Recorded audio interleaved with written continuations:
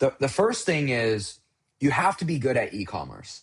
Like there's no replacement for that skill. And what I sometimes see is like, some people that aren't that good at e-commerce try to supplement that with higher risk behaviors. And that always ends up not working out. So like, at the end of the day, you have to be a good marketer. You have to know how to push product. You have to know how to do media buying, have to know how to design landing pages.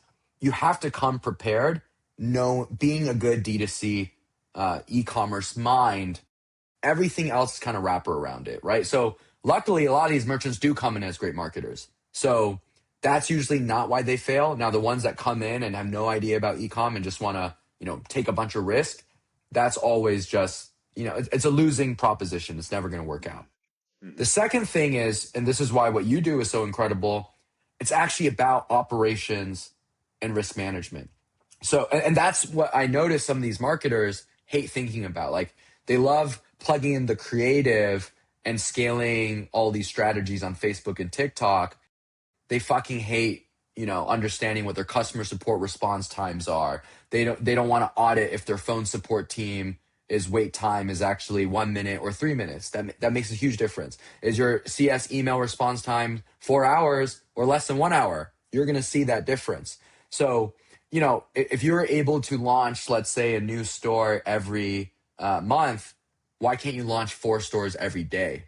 It's only because of operations. So, org design, turning your business into metrics and KPIs, especially because the e-commerce founders tend to be very entrepreneurial and don't come from like the corporate backgrounds that you and I have kind of had a blessing. I was at McKinsey or Wells Fargo. We kind of knew how like a mature company would run.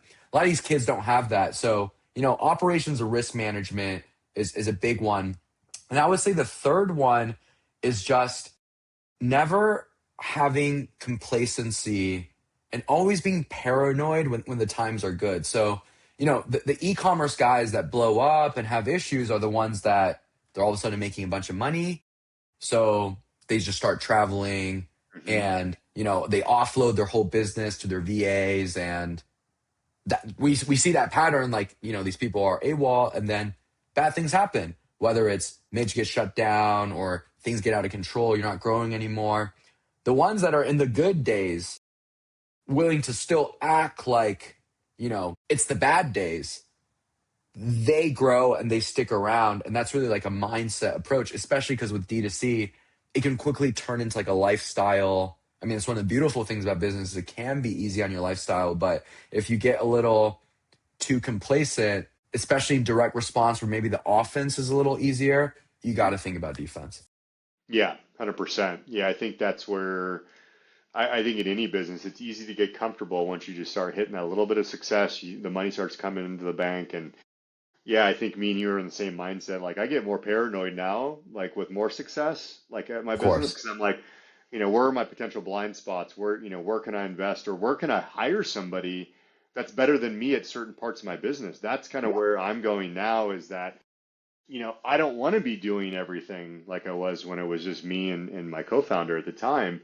I want to hire people that have better skills in certain parts of the business and, hire an operations lead or hire, a CS team or whatever you're trying to do is that you got to kind of place your bets and they're strategic bets, but it's going to help the business level up even more. And you're going to be able to manage the business from a top down versus just be in the business, right? So Absolutely. very good points for sure.